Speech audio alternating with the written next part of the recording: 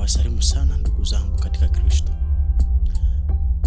Kuna jambo ambalo ninataka ulikumbuke kwenye maisha yako ili uweze kufikia malengo yako. Cha kwanza nataka utambue kwamba unapookoka lengo lako ni kuingia mbinguni. Na kuokoka sio kwenda kanisani tu. Inataka utambue kwamba wokovu ni maisha yako kwa ujumla. Ukiwa nyumbani, ukiwa kanisani.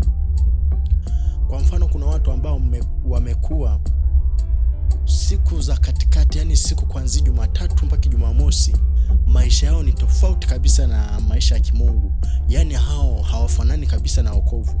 Lakini kuanzia Jumamosi wamekuwa kiwa watakatifu sana. Hilo ni jambo ambalo ni baya sana na halipendezi mbele za Mungu. Inatakiwa we ukishajitambua na umeamua kuokoka, ubebe msalaba wako, uamue kabisa kuishi maisha ya wokovu. Kila mahali ulipo, kazini, nyumbani, popote ulipo, ujitambue kwamba inatakiwa uishi maisha ya kumpendeza Mungu. Hivi unajua kwamba ukiwa unaishi maisha ambayo sio sahihi huku upande wa nyumbani, unapoenda kanisani maombi yako hajibiwi? Swala la kwenda kanisani na kujibiwa maombi yako linategemeana wewe unaishije na Mungu ukiwa nyumbani. Ndio maana wanasema ibada njema huanzia nyumbani. Kwa mfano, Yesu alisema ukiwa unajua kabisa nyumbani umekosana na mtu, usiende kanisani ukatoa sadaka. Kwa sababu gani? Yule mtu ambaye umekosana naye inatakiwa urekebisha naye. Kwa kinachotakiwa, rekebisha maisha yako ya nyumbani ili maombi yako, ili dua zako ziweze kusikiwa. Kwenye hii dunia kinachohitajika ni kujilinda, ni kujiangalia, ni kujitunza popote tulipo.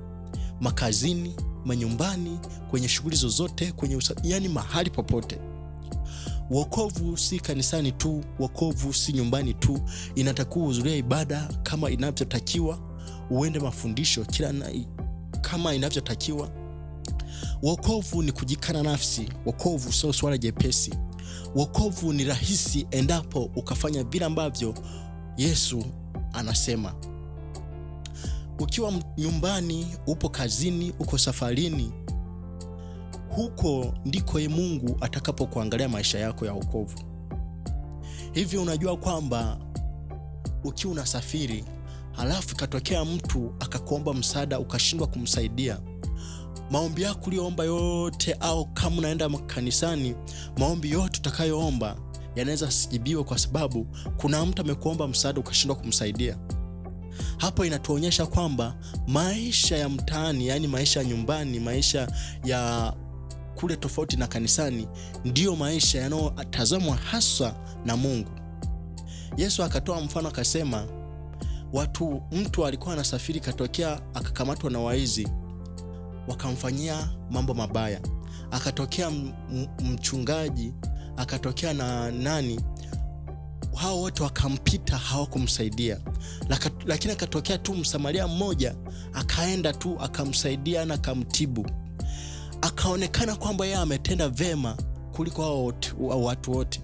Ina maana kwamba maisha tunayoyaishi kila siku ndiyo maisha yanayomfurahisha Mungu.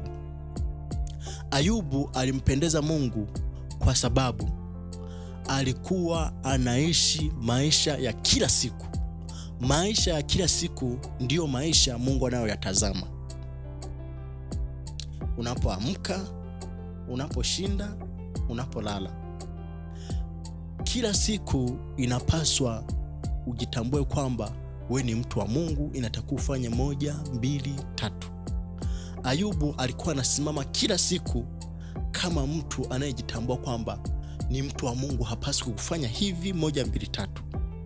Maisha ya nyumbani ndio maisha hasa kumpendeza Mungu. Vile unavyovaa, vile unavyoongea na watu, vile unavyowatendea watu, hao ndio maisha Mungu anayoyatazama sana. Yale majibu unayojibiana na watu, umemkopa mtu na mrudishia pesa kwa wakati, mtu amekuagiza kitu unaleta kwa wakati, umeishi na watu vizuri, hayo ndio maisha Mungu anayoyatazama. Maisha mazuri ni yale ya nyumbani hasa. Maisha mazuri si kwenda kuimba na kuonekana kwamba wewe ni mwimbaji. Hayo ni mambo mazuri sana ukiyafanya. Lakini kama wewe ni mwimbaji alafu nyumbani au makazini wewe ni tapeli tu, wewe ni mwongo tu, yani haufanyi vile vinavyompendeza Mungu, mbingu kuiona ni hamna. Yani itakuwa ngumu sana kuiona mbingu. Watakaoiona mbingu ni wale wanaoishi maisha ya kumpendeza Mungu kila walipo. Na wakumbusha kwamba maisha ya Kikristo ni maisha ya kujikana nafsi. Njia ni nyembamba tena imesonga. Usiende yelele mama ukafikiri utatoboa. Vita ni vikali. Pambania imani yako, pambania wokovu wako, pambania maisha yako ya wokovu. Kumbuka hizi ni nyakati za mwisho. Atakayepambana mpaka mwisho ndiye atakayefanikiwa, ndiye atakayeurithi ufalme wa Mungu. Msirahisishe maisha. Wokovu na vita. Wokovu ni kupambana. Wokovu ni kujikana nafsi, ni kufunga na kuomba, ni kuimba na kumsifu Mungu. Pambania imani yako. Toa sadaka, toa zaka, fanya mambo yote. Usikubali kulala bila kuomba, usikubali kumdhulumu mtu, usikubali kufanya kitu chochote ambacho sio sahihi mbele za Mungu. Vaa mavazi ya kukupendeza, nyoa vizuri, fanya kitu ambacho ni cha kimungu. Usidanganywe eti Mungu kuna baadhi ya vitu ambavyo haviangalii. Mungu anaangalia kila kitu. Mungu ni Mungu ambaye anapendezwa na maisha ambayo unaishi. Hapo ulipo Mungu anatazama na waza nini, unafikiria nini, unatamani nini. Hivi Mungu kama anaweza kukuhukumu kwa kitu unachokitamani tu, je, kile unachokitenda?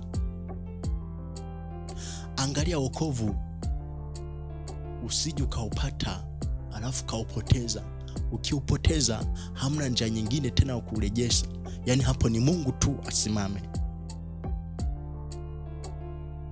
Na wasalimu tena kwa jina la Yesu, nikiwaambia kwamba Yesu Kristo anarudi. Msisahau kuishi maisha matakatifu.